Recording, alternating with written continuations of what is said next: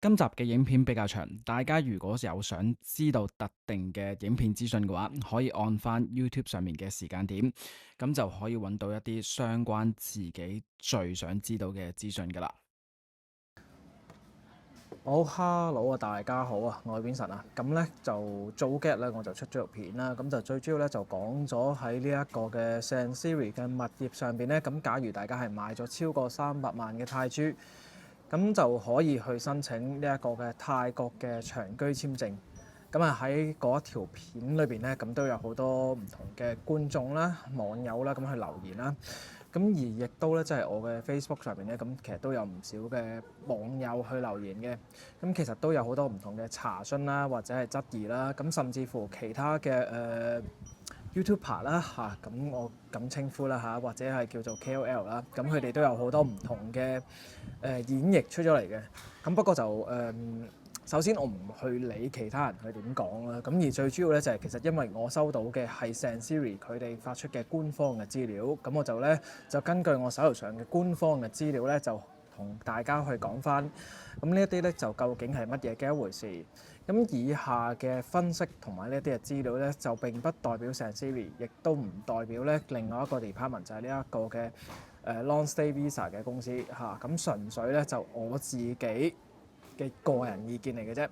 咁啊，而家就開始啊話翻俾大家聽，究竟我收到嘅係咩資料，同埋我嘅分析係如何啦。好啦，咁正如咧，我之前咧就同大家講啦，因為我係 Sansiri 嘅代理啦，咁所以咧佢哋都會有發咗一啲嘅資料俾我。咁而其中咧就係一個嘅for 一啲嘅業主佢哋去一啲購買上面嘅指引，而點樣去符合呢個資格嘅。咁我手頭上呢一份資料咧，咁就佢咧就表明咗佢係 Sansiri 啦。咁裏面咧亦都間公司啦，就叫做 Thai Long Stay Service 呢一個嘅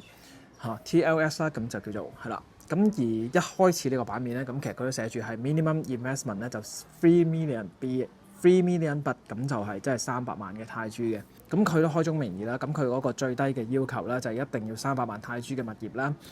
咁而去到下一版啦，咁就係呢一個嘅 investment criteria 啦。咁正如我頭先所講，就係嘅首先就係一個 condo 啦，咁就係你買咗係符合300萬嘅啦。咁另外咧租樓咧，咁其實亦都係一個 condo 啦，或者一個 house 啦，咁其實都可以嘅。咁而 option one 呢一個 buying 咧，咁其實頭先都同頭先所講嘅一樣噶啦，咁一定係要係 condo 啦。咁而個 contract 咧，咁個 condo 咧，咁都有個 title deed 嘅，即係個公約啦、個公契啦。另外呢度咧就係講咗係一個 condo 嘅 unit 啦。咁一個 buying 嘅 leasing hold，咁就係其實咧佢呢度寫咗就係 house or condo 啦。即係 condo 咧，其實基本頭先所講嘅係必定係可以噶啦。咁而 leasehold 咧，咁就係其實之前我哋亦都講過，就係話你係一個長期租貸嘅形式。咁長期租貸嘅形式咧就可以去租 house 啦。咁佢嗰個嘅物業啦，咁 leasehold 咧嗰個物業咧，咁其實都係要多過有3年啦，咁亦都係嗰個嘅價值咧，都係要有300萬嘅泰銖以上嘅。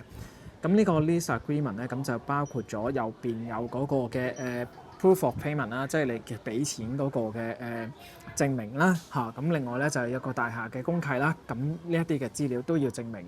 嗰個嘅租用人係啦，咁係邊一位。而另外咧就係嗰個 option two 咧就 renting 啦，咁 renting 咧其實亦都係同之前講嘅一樣啦，咁就係呢個85000嘅泰銖就每一個月啦。咁而 advance pay 咧就係3個月嘅，咁即係話你要俾咗至少有3個月嘅租金咁先至可以嘅。咁而 first immigration visa 咧，咁就係會有90日嘅 visa，咁即係其實你一開始嘅時候咧，佢唔會即刻就俾咗1年嘅簽證你嘅。首先佢會俾咗90日嘅 visa 你先，咁而跟住落嚟咧 second immigration visa 咧，咁就係你可以有12個月嘅，咁即係頭一次就會俾咗90日嘅 visa 你先，跟住第二次就會俾一個多於12個月嘅簽證俾你㗎啦。咁而喺嗰個文件上面咧就 buying 嘅 condo 啦，咁呢一個嘅 standard documents 啦就係 visa application form 就係呢個申請表係啦。咁另外咧就仲有嗰個申請人嘅 passport 啦，即係個護照啦。咁另外就嗰個ownership 嘅 proof 啦，咁就係condo sale and purchase agreement， 即係個你買賣物業嗰個嘅合約啦嚇。另外就 payment evidence 就係你過數嗰個嘅收據啦，咁另外就大廈公契啦，咁另外就嗰個嘅地圖係要指明咗你嗰個嘅單位嘅位置喺邊一度嘅。咁另外咧就仲要有一樣嘢咧就好得意嘅，就係你要去影相啦，就係你要企喺你自己個物業前邊去影相嘅。咁你除咗係企喺自己個物業面前影相啦，咁仲要係 exactly 咧喺你自己買嗰個單位上面咧影到你嗰個房 number 嘅，即係譬如你買嗰個係2號單位，你就要企翻喺2號嗰個嘅門口嗰度去影相。咁另外就仲有室內相都要去影埋嘅。咁即係其實叫做打卡啦嚇。咁呢啲咧就你必須要去跟住佢嗰個指引就去做嘅。咁而另外就喺嗰個租用方面啦，就 lease 嘅 agreement 啦，lease agreement 咧就係呢一個嘅唔少於過於1年嘅租約嚇。咁另外就如果係 leasehold 嘅形式咧，咁就要係多過有3年嘅。咁而亦都咧嗰個嘅租客咧真係必須要寫 tenant 即係個租客啦。咁喺嗰個嘅 landlord and payment 上面咧，咁 lessor status。佢必須要係嗰個嘅大廈裏邊係要符合咗嗰個資格，就係其實佢有51% 咧都係有泰國嘅人嚇，咁泰國嘅公民佢哋去持有嘅。即係因為譬如喺 condo 嚟計啦，咁假設裡面係有1000戶，至少要有501戶都係要泰國人嘅，咁就唔可以話其實佢超過咗呢個數咁。呢個就算係買物業都係嘅，或者係佢哋發展商佢哋去做一啲物業出嚟，咁都係需要去符合咗泰國佢哋嗰個嘅法例，就係佢哋有51% 都至少係一定係賣俾泰國人嘅。咁所以某個情況就係話，其實喺某啲嘅物業上面，佢哋去發售啦，泰國人佢哋本地人去買嗰個物業，同埋外國人買嗰個物業咧，其實個價錢咧係會有差嘅。咁嗰個 payment proof 啦 ，receipt of advance 啦，咁即係呢個咧就係要最少都係要有3個月嘅俾咗錢嘅收據嘅嚇。咁另外就 family criteria 啦，咁就係呢一個嘅假如係已經係一個合法夫妻嘅話，咁其實就當然其實都可以去符合咗呢一個嘅攜眷嚇，咁一齊有呢一個簽證嘅資格嘅。咁而小朋友咧就要去。必須要去低過20歲，唔可以超過20歲嘅。咁父母咧係必須要有50歲以上嘅父母，咁先至符合資格咧，你就可以一齊去帶到嚟個泰國去申請呢一個嘅長居嘅簽證嘅。咁呢個就係其實都要講嘅一樣嘢，就係呢一個嘅 long term 嘅 visa，咁其實就真係 for 呢一啲嘅家庭去申請。比較多啲嚇，而並唔係話我之前喺其他嘅影片講過啦。譬如你話係 DTV 嘅 visa 都係 for 個人嘅啦，咁或者係退休簽證咧，咁其實都係 for 翻夫妻啦。咁而你有冇一啲比較家庭式嘅？咁可能係 LTR 啊，比較係大型少少嘅簽證啦，即係個大型嘅意思，你嗰個門檻係高好多㗎啦。咁另外就喺嗰個嘅家庭上邊嗰個文件啦，就係要申請表啦，護照啦，另外個家庭成員嘅護照啦，咁另外就結婚證書啦，咁同埋就小童嘅出世紙啦，長者嘅出世紙啦，咁呢啲都係需要有嘅。而最重要嘅一樣嘢咧 ，foreign documents must be translated into Thai and certificate。咁呢個就係其實都係需要係有一個好正式嘅翻譯，必須要去翻譯成泰文，等翻佢哋嘅部門去做嘅。咁我諗呢個就喺翻嗰一個嘅部門，佢哋會去負責嘅，即係你交晒表，咁其實佢哋會去做埋呢個翻譯。我未做過啊，咁所以我就唔可以俾任何意見。咁但係我相信咧，就係當你去交呢個文件嘅時候咧，當局咁佢哋負責呢個部門嘅人，咁佢哋會去同你做翻譯嘅。喺呢一個嘅申請嘅時候咧，當你去交咗表啦，咁其實咧佢已經係批咗嘅時候咧，咁就有一個臨時嘅簽證啦。頭先講過就係一個90日嘅臨時簽證啦。咁另外假如係未得嘅，咁就仲有個 extension 啦，咁就係你會有90日嘅。咁另外就長期嘅 visa 咧，咁就再之後咧就係12至15個月嚇，咁呢個就頭1年去做到噶啦。咁所以咧頭1年咧，咁其實都係12或者15個月噶啦。咁第2年咧又再計第12個月咁樣。如果係leasehold 嘅形式咧，咁就係頭一年咧就係15個月，第二年咧就係12個月。即係如果 leasehold 咧，咁其實佢就用嘅時間係會比較長少少嘅。呢個係一個比較重要嘅嘢啦，就係 visa fee 啦。好多之前唔同嘅傳聞啦，咁你會收唔收錢啊？收幾多錢啦？咁其實咧原來係要俾錢嘅。咁呢一個咧就係 membership 嘅費用。咁呢個咧就係講緊係 Thailand Long-Stay Membership Fee 嚇。咁就係呢一個你係屬於呢一個嘅長居簽證嘅成員嚇。每一位成員係要收4000泰銖嘅。咁呢個就係 for 翻20年咁樣去計，咁即係話其實如果你家庭成員係有4個人嘅話咧，咁就4000乘4咧就係16000泰銖啦。咁one off 啦就俾一次啦，就20年咁計啦。咁另外咧 visa application fee 咧，咁就係呢個27000嘅泰銖 ，renewable 嘅 annually 嚇，咁 TLS service 咧，咁就佢就要 subject to change based on immigration office requirements。呢個係點解咧？就係其實講緊一樣嘢就係而家呢一刻咧，佢就收咗呢一個嘅27000泰銖先收你嚇，呢個就係1年去收你27000。咁但係第二年咧唔知嘅喎，第3年咧亦都唔知嘅喎，咁就要睇下佢哋真係移民局佢哋去點樣去收費啦。咁所以呢一個咧就比較棘少少，因為其實你預計唔到啊，無論係坊間又好啦，或者係即係一啲上一條片嘅觀眾朋友去留言啦，咁其實就係講緊泰國嘅政策咧，就非常之經常會有變化啦。咁而呢一個咧就確確實實咧，佢係一個未知之數嚟嘅。因為譬如好似我哋 Elite Visa 咁計，咁我都係 one off 啦，就俾咗假設我係頭一次咧就俾60萬，咁我係到5年之後，我就只需要選擇我需唔需要俾埋剩低嗰40萬，而去 extend 15年。個數字咧，個銀碼咧係好確實係 confirm 咗嘅。咁但係喺呢一個嘅簽證裏邊咧，咁其實佢係完全唔知道你嗰個 renew fee 嘅。咁所以就大家會去有一個嘅風險，就係其實如果都去到第2年或者第3年，佢政策上面有啲咩變動，或者佢嗰個嘅收費上面有咩變動咧，大家係唔知嘅。Sansiri 嘅客戶上面啦，咁就係其實佢有啲咩嘅 service 啦，咁就係講緊咧佢有一個 fast track 嘅 service 啦，1年咧就有4次嘅。佢呢度咧就冇講幾多位家庭成員。假設咧你有4位家庭成員嘅話，可能就只係可能一次過就已經係用晒㗎啦。因為佢冇確定就係話你呢度係 for 幾多個人用。我假設應該咁講，可能佢係計會員計嘅話咧，每一個成員就係其實都可以用4次，有機會去咁計。咁但係實質上佢去點計嘅時候，就真係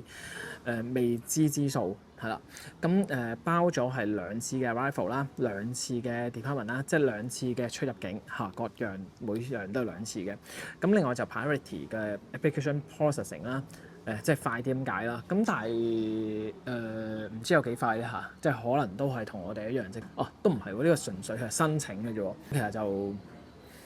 唔吸引嘅呢個就。咁另外就 visa fee 啦 ，visa fee 嘅 discount 啦，咁就係頭先講咗咧，就係因為假設就係你未必係 Sansiri 嘅客戶嘅話，你唔係 Sansiri 嘅業主咧，應該咁講。咁其實咧你就俾27000泰銖啦。咁假如你係 Sansiri 嘅業主咧，你就俾25000嘅泰銖，就係俾呢個 immigration office 嘅。好啦，咁喺呢一度咧，咁其實有一個好重要嘅訊息就係。咦，唔係不嬲都講就係 Sansiri 先 OK 嘅咩？確實呢一個咧唔係淨係 Sansiri 先 OK 嘅，因為我都已經係同咗 LTS 啦，咁就係嗰個 long term service 嘅公司裡面嘅聯絡人啦，咁同佢哋聯絡咗，咁其實咧佢都已經確認咗，並不是淨係 for 翻 Sansiri 嘅物業嘅，咁而係任何喺泰國購入物業嘅業主，外國人業主咁都可以去申請呢個物業。咁但係當然要符合咗頭先嗰啲條件，就譬如你要係有買咗300萬嘅泰銖嘅物業啦，咁而亦都真係有以上嘅文件啦，咁你就可以去申請。咁呢個就其實就同翻一般大家喺嗰個嘅公眾嘅 video 上邊啦，即係譬如假設係 YouTube 啦，或者係 IG 啦，咁好多唔同嘅media 上面，你會睇到其實好多時咧，就好多人就會去宣傳，就話其實係 Sansiri 嘅物業啦。但係呢一度咧，咁其實佢已經講咗，就話佢呢度並不是係有只係 for 呢個 Sansiri 嘅物業嘅。咁所以大家要去留意一下，如果你係有機會去申請呢一個簽證嘅話，咁其實就都可以去申請。咁咁不過就當然係你要睇條件啦，即係其實如果你話我要過到嚟，點解我要去申請呢個簽證咧？咁我認為其實始終都係 for 翻家庭嘅。咁如果你話家庭想要去體驗生活嘅話咧，作為體驗形式，我覺得呢一個係可以嘅。但係你話作為一個長期嘅形式，咁係咪一個好好嘅選擇嘅話咧，我就都有保留嘅。好啦，咁去到第二部分啦，我仲有2份文件咧就收到咗嘅。咁呢一啲咧都係喺嗰個嘅Long Stay Visa 嘅公司，佢哋咧就係發俾我㗎啦。咁而佢哋就主要係2份 form 嘅啫。咁一個咧就係 membership 嘅申請表啦，即係呢個成員申請表啦。即係頭先講緊係每一位成員佢哋要俾4000大銖嗰一份 form 嚇。咁其實都係填翻一啲嘅個人資料。呢一個咧就冇乜特別嘅。咁而係另外咧就 supporting document 呢一度咧就係你要去交一啲乜嘢嘅資料啦。咁呢個咧就非常之簡單，因為其實都係同翻頭先講嘅係完全一模一樣嘅。咁呢度咧我都唔再重複啦。好啦，咁我哋去到下一步啦，咁我哋就要講一講啦。咁其實呢個 TLS 啦，就係呢個 Thai Long Stay Management Company Limited，就係呢個泰國長居管理有限公司咧，到底係咩公司咧？咁呢間公司咧就係呢一個成立喺呢一個嘅2001年啦，背後咧最重要嘅支持機構咧就係泰國國家旅遊局 TAT。咁公司嘅成立咧，佢唔係一般嘅房地產嘅中介或者係普通嘅簽證嘅代辦公司，而係一間咧獲得泰國政府授權嘅官方合作服務專項機構。咁佢嘅存在咧就係為咗協助政府推廣呢一個嘅長居嘅旅遊，並為高品質嘅外國人士咧就提供一站式嘅簽證同生活嘅支援。咁佢一定嘅政府嘅認可，咁先至會係可以做到呢啲嘢嘅。咁當然其實就係如果以精英簽嚟計，咁其實佢都係一個好特別嘅簽證出現。咁所以就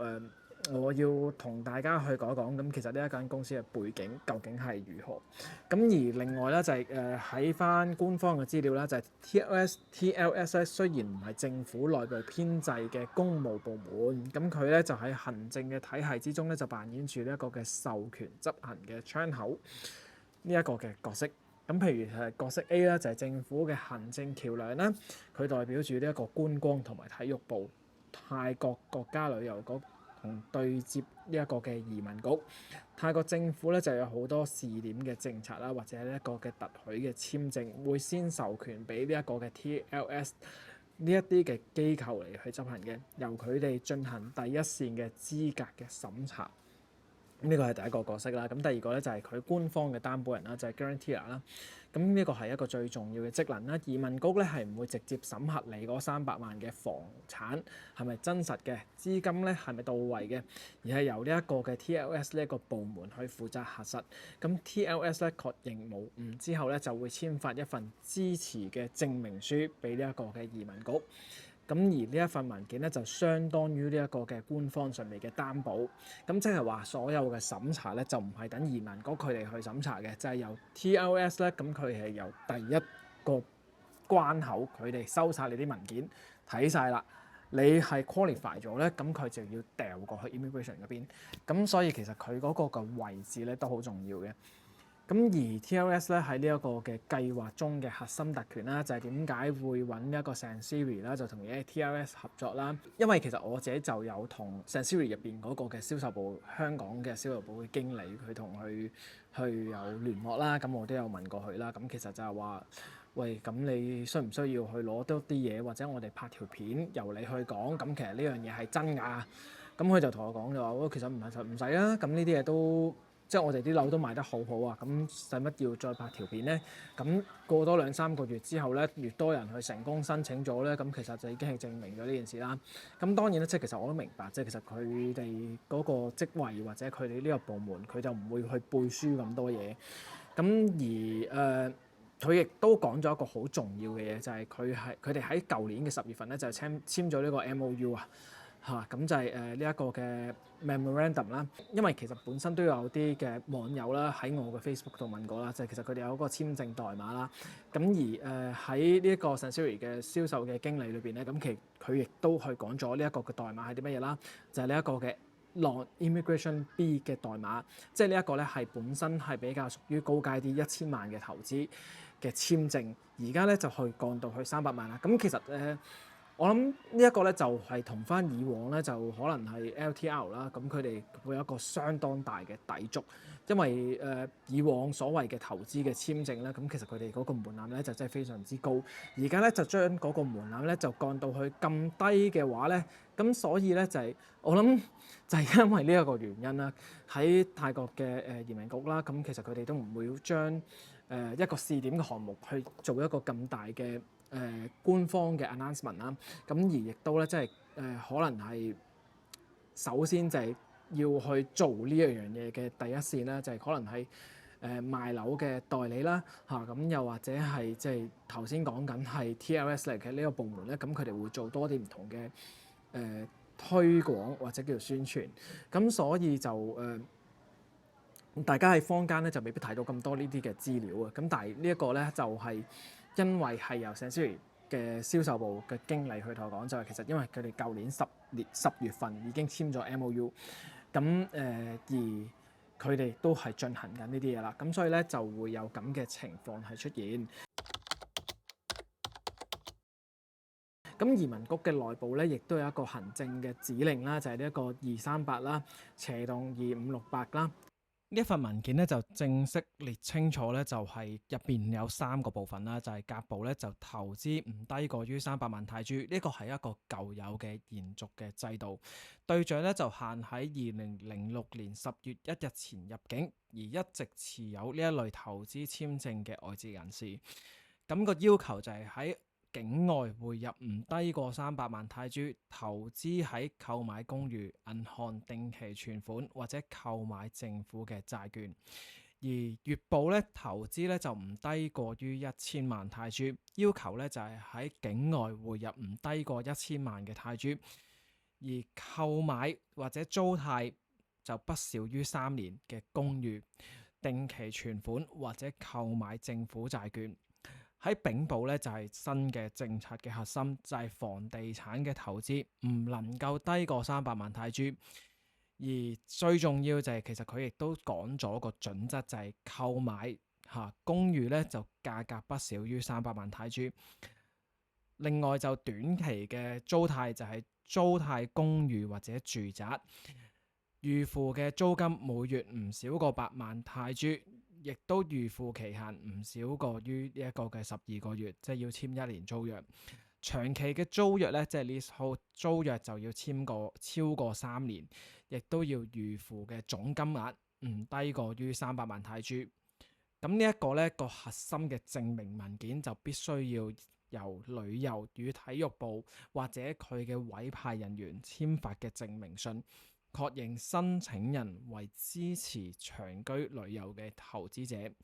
而符合以上嘅條件咧，佢哋就可以批呢一個嘅 non-immigration B， 就係咁樣啦。稍稍對呢一間公司上面嘅總結啦，咁其實咧因為咧佢係一個官方授權啦，由泰國嘅旅遊局 TAT 啦，咁佢哋支持啦，成立超過咗20年嘅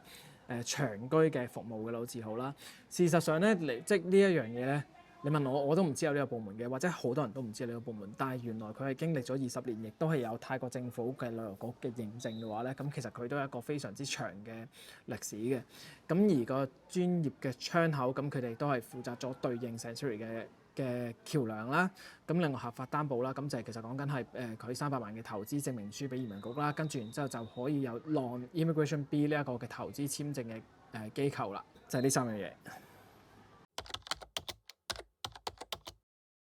咁所以咧就根據咗我頭先咁多嘅資料啦，咁我再去分析啦。咁因為咧就係其實咧我幫大家咧係揾咗咁多資料啦，我隨時咧就俾呢一個嘅賣樓嘅中介咧就真係列咗做黑名單啦。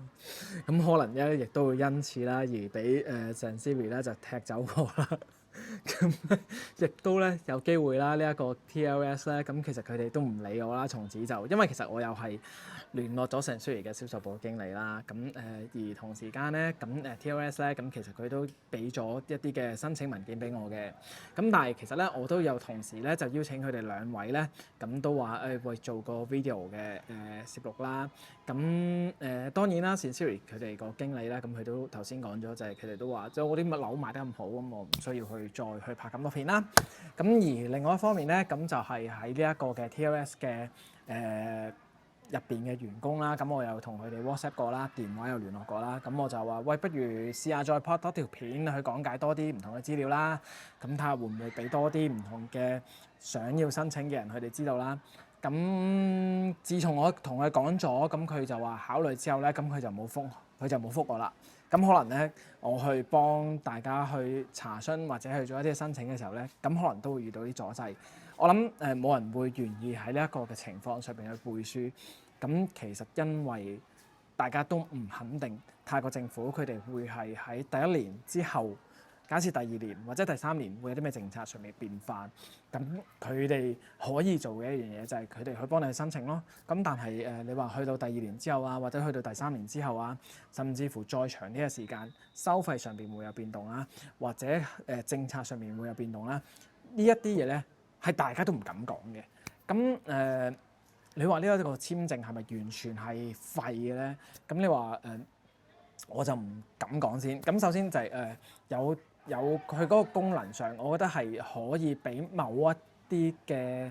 人士佢哋作一個家庭式嘅體驗嘅。咁譬如佢哋本身真係佢哋係成個家庭佢哋嗰個嘅生意或者佢哋嘅工作係可以喺遙距嘅服務底下，遙距嘅進行底下，而可以全家人去到一個新嘅地方嘅生活。咁但係因為佢哋遙距工作，咁所以佢哋純粹想轉換呢個地方，我覺得就可以去試一試。因為譬如頭先所講嘅，假設你屋企又係有4位成員嘅，每個人4000泰銖，16,000泰銖，跟住然之後咧就會係收27,000，咁都係講緊4-5萬啦。我講緊咁樣計嘅話，咁你就咧頭一年就可以全家人一齊過嚟噶啦。如果你仲有父母嘅話，咁帶埋父母，咁可能你6個人，甚至乎再多啲都得嘅。咁當然你個家庭成員越多嘅話，你就越抵啦。咁但係個前提底下就係其實你想要過嚟去體驗生活嘅，我覺得係可以試下。但係如果你要長遠去睇呢樣嘢，就係話你要去forecast 咗你喺2年、3年之後嘅生活，仲會係泰國，仲會係成家人嘅話，咁呢個咧就會有一啲未知數可能會出現。咁所以就大家都唔係夠膽去擔保。咁但係而同時就喺 TLS 嗰邊嘅同事佢都回應咗，就係話唔單止係喺呢一個 Sansui 嘅物業嘅，假設就係你有任何物業其實係 achieve 到300萬泰銖嘅話，咁就可以㗎啦。同時間喺今日啦，咁Sansui 嘅經理啦，咁佢哋都係俾咗一啲嘅信息俾我，就係話，假如你買嘅物業咧係唔夠300萬嘅，咁可能係250萬。但係如果你喺同一個項目當中，同一個屋苑項目當中，你係買咗2個物業，加埋係有500萬嘅，咁即係超過300萬啦，咁就可以。但係如果你 separate，你係2個唔同嘅地方而買咗2個唔同嘅物業，想加起嚟超過300萬咧，係唔能夠接受嘅。咁不過呢個係 Sansui 佢哋俾我方面嘅回覆，而並不是 TLS 俾我方面嘅回覆。咁所以你話可唔可以去作實咧？我就唔敢講。簽證上面其實真係頭先所講嘅，就係大家會唔會可以有機會去應用到？因為喺我而家就咁睇嘅話，我會認為係一個短期同埋係一個臨時嘅項目，咁唔係一個係非常之長遠可以睇到係好穩陣嘅一個項目。所以喺呢個情況底下，大家要去留意嘅。咁喺今日啦，咁我亦都有收到一個網友上面嘅 email 嘅查詢啦，咁就係其他我有啲咩方法咧可以幫到佢啦。咁因為咧佢嘅查詢咧就係主要係喺，因為其實佢已經係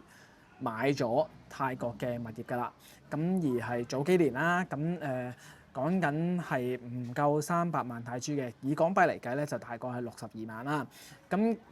但係好不幸地咧，就因為舊年咧就Bangkok Bank 咧就開始俾泰國嘅政府咧俾佢哋限制咗，而佢哋凍結咗好多嘅銀行嘅帳戶啦，Bangkok Bank 裏邊去做翻一啲嘅認證。咁比如就話你入去影張相啦 ，scan 咗你個樣啦，做人臉識別啦 ，scan 咗你個指紋啦，咁提交翻你嘅住址證明啦，咁各樣嘅資料咧你係充足嘅話咧，咁其實佢哋就可以去重新去啟動翻你嗰個銀行戶口，去解凍翻去嘅。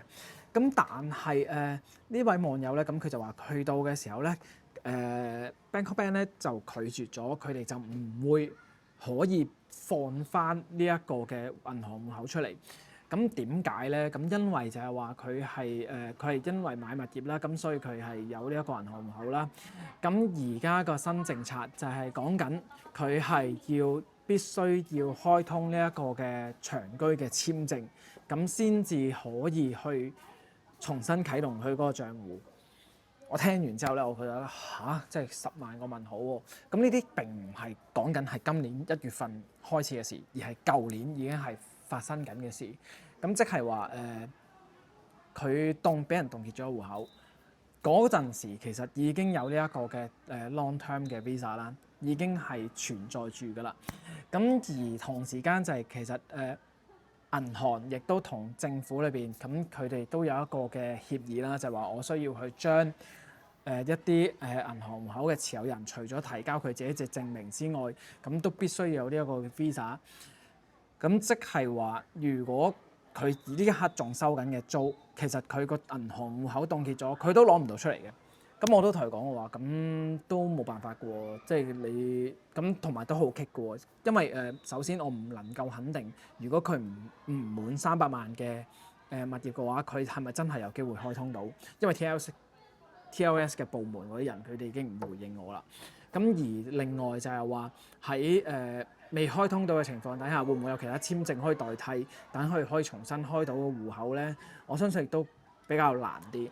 咁而亦都最重要嘅一件事就係，其實如果大家喺泰國買咗物業嘅話，會唔會今年我都仲用到個戶口？但係我唔知邊一日係俾人去凍結咗個戶口。咁當然其實就係話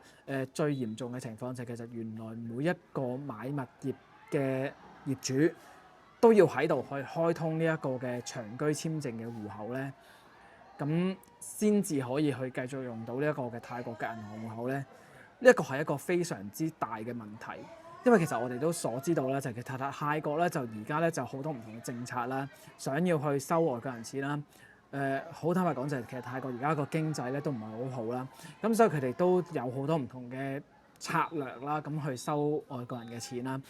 呢一個咧我會覺得係有機會嘅，我唔能夠講完全係一個佢哋嘅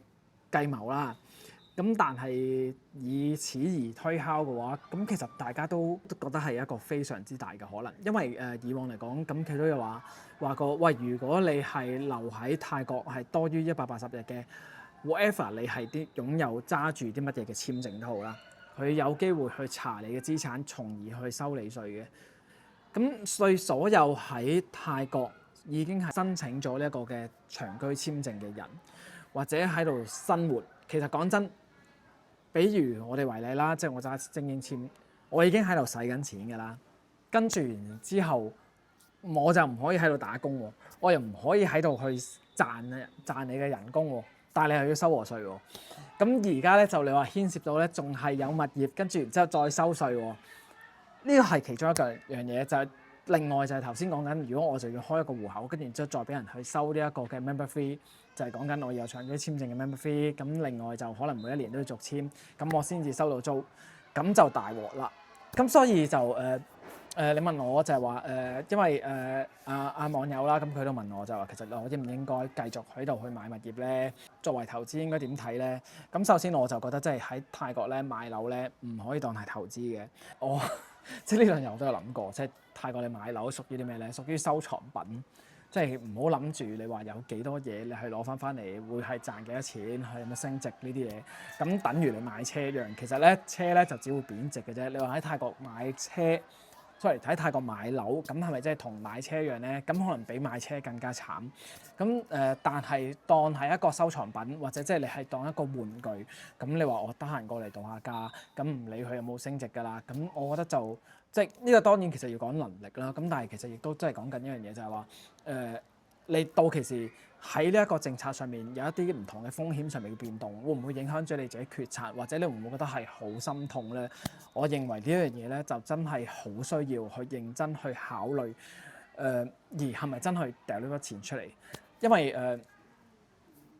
即係雖然我自己身為叫做係呢一間公司上面嘅代理啦，咁但係我都係重申，我都係冇買過佢哋樓，因為泰國實在太多唔同政策上面嘅變化，咁我唔認為我要去推銷嘅，我只不過就係覺得即係如果有人去想買，喂唔好去揾一啲話為你去 hard sell 你去要買嗰啲人，咁但係你話你真係中意某一啲嘅物業嘅話，咁你話喂我揾你啦，咁幫下手，我覺得冇問題。So far 而家都係未有人嘅，因為我可能我從來冇講過。咁但係你問我即係如果你係一個收藏品嘅愛好者，咁我唔過下你咯。咁但係如果你話即係你要純粹享受生活嘅，我就係絕對非常之支持嚇。因為譬如其實而家好多人去講就係我點解去需要申請一啲長居嘅簽證咧？的而且確我真係覺得喺泰國申請長居嘅簽證係冇乜意思㗎啦，因為因為實在太多唔同嘅類型嘅簽證已經出現咗，你唔可以當係一個嘅長期嘅項目去擁有佢。當係短期嘅話，假如係 DTV 又好，讀書簽又好，咩都好，即使係讀書簽又好，咁其實而家都好唔友善，因為讀書簽早幾年我哋嘅年代，咁其實都仲可以去申請呢一個嘅讀書簽，而可以開到銀行戶口。而家你去申請個讀書簽，你開唔到銀行戶口，咁但係我又要喺度生活。呢件事係非常之唔合理嘅，即你要去做嗰件事，你唔係去封嗰啲戶口或者唔俾人開戶口，而係你要去打擊一啲灰產，唔俾佢哋去使錢啊嘛，或者你個監管上邊，你係點樣要去落力啲，唔俾啲人去使黑錢啊嘛。咁你而家你因為你係我唔想啲人去使黑錢，咁所以我封晒啲人，唔俾人開戶口。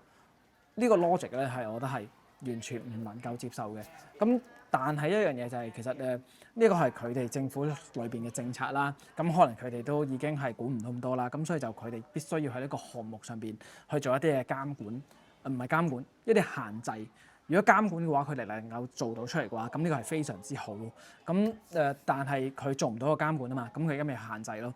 咁所以你問我哋話要去投資喺泰國嘅話，我唔覺得係投資喺泰國係一個好好嘅選擇。但係如果你話想要去享受生活，或者係你要有啲收藏品嘅話，我覺得係可以。咁同埋坊間有好多唔同嘅影片啦，咁可能有好多唔同嘅陰謀論啦，或者係呢啲係信唔信得過啦，又揾律師又咩都好啦。咁但係其實即係你用邏輯去思考一樣嘢就係其實咁大壇嘢，你話係咪淨係一啲嘅銷售代理佢哋就係想要去賣樓，跟住然之後去作古仔出嚟咧？我覺得呢個係邏輯性嘅問題。即係其實如果你認為係有啲銷售代理佢哋去作咁大嘅古仔，或者夾埋去作古仔，跟住然之後咧就將呢樣嘢咧就推到出街，一間公司係咁，兩間公司係咁，10間公司都係咁，咁呢個係唔 make sense 嘅。因為如果有咁多呢啲嘅情況出現，咁其實你覺得政府係唔會去執行任何動作咩？